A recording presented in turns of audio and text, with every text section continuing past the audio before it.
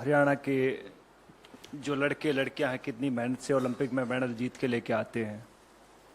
लेकिन जैसे ही मैंने कल न्यूज़ देखी कि हमारी बहनें साक्षी और विनेश फोगाट अपने मेडल गंगा नदी में बहाने जा रही हैं, तो मेरे को एकदम मोहम्मद अली साहब की याद आ गई। मोहम्मद अली साहब जो एक मशहूर मुक्केबाज रहे हैं, जिनको कैसिस क्ले के नाम से जाना जाता है।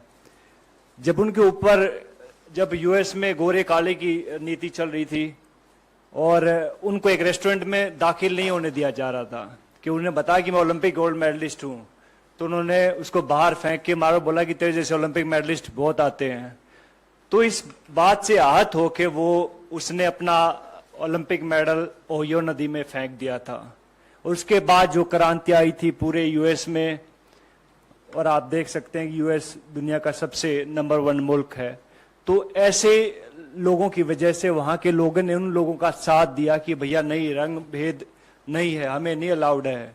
लेकिन हमारे यहाँ उल्टा होता है।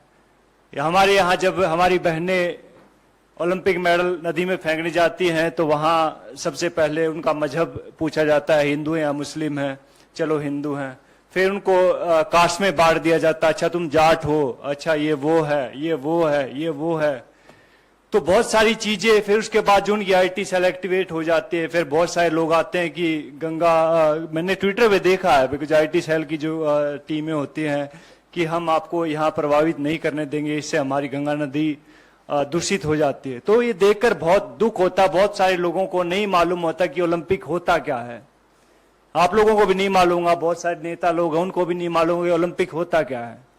पहले जहां आप ट्रेनिंग कर रहे होते पहले वहां जीतना पड़ता है, जहां आप अखाड़े होते हैं वहां जीतना पड़ता है, नंबर 1 बनना पड़ता है उस वेट में। फिर जाके आपको डिस्ट्रिक्ट में ट्रायल होते हैं कि लाइक भैया मैं भिवानी का रिप्रेजेंट करता हूं तो मैं यहाँ पे ट्रायल दूंगा, वहां 4-5 अकेडमी और होती है, वहां जीतना पड़ता है। फिर जाके स्टेट में जीतना पड़ता है, फिर जाके नेशनल में जीतना पड़ता है, फिर जाके एशिया में जीतना पड़ता है, और फिर जाके ओलंपिक में जीतना पड़ता है, तब जाके ओलंपिक मेडल आता है।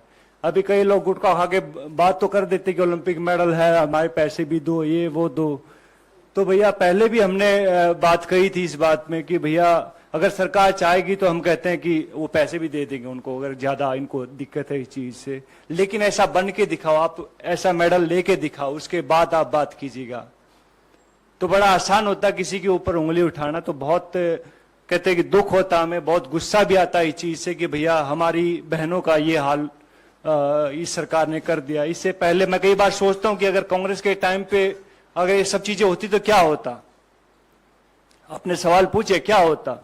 सबसे पहले आई थिंक उसको मिनिस्टर को हटाया जाता, जो भी उसका सदस्य है, जो जहां तक मुझे मेरी सोच है। बिकॉज मैंने राजनीति को जब तक समझ आई है तब तक मैंने बहुत देखा, कांग्रेस को बहुत करीब से देखा है, और अभी मैं बीजेपी को देख रहा हूं तकरीबन 8-9 साल से। तो लेकिन बहुत चेंज है इन दोनों की पॉलिटिक्स में। तो सबसे पहले आई थिंक कांग्रेस उसको निकालते, उसके बाद कहते कि सबसे पहले प्रधानमंत्री या स्पोर्ट्स मिनिस्टर उनसे बात करते, अपनी बहनों से बुलाते कि भैया हाँ दिक्कत क्या हुई, क्या परेशानी है। बहुत सारे लोग कभी कुछ बोलते रहते हैं, लेकिन हम उनके साथ थे, आगे भी हैं और आगे भी रहेंगे। तो मैं चाहूंगा कि विनेश और साक्षी को कहते कि आप लोग सब उनका साथ दें। मीडिया बहुत जरूरी है। आप लोग कहते कि संविधान का चौथा स्तंभ है, तो आप चाहूंगा कि उनको जो सही को सही दिखाएं, गलत को गलत दिखाएं, और मैं हमेशा उनके साथ हूं भैया, एक हरियाणवी होने के नाते, एक ओलंपिक मेडलिस्ट होने के नाते। और ये सब चीजें बिकॉज हरियाणा का हमने देखी है। हरियाणा में जब हुड्डा साहब की गवर्नमेंट आई थी तब ये शुरू हुआ था सब चीजें।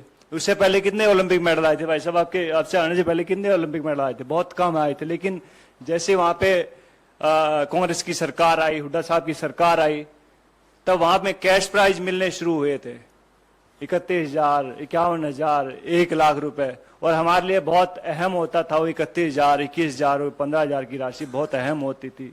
तो रेवोल्यूशन होता है, चेंज होने में बहुत टाइम लगता है, और चेंज किया है, कांग्रेस ने किया भैया, हुड्डा साहब ने किया है। और अब सब लोग कहते हैं कि हरियाणा से बिलोंग करता हूं तो मुंह बांट देखने लग रहे हैं वहां के, भैया हाँ कहाँ गई हो सरकार, कहाँ गई हो सरकार।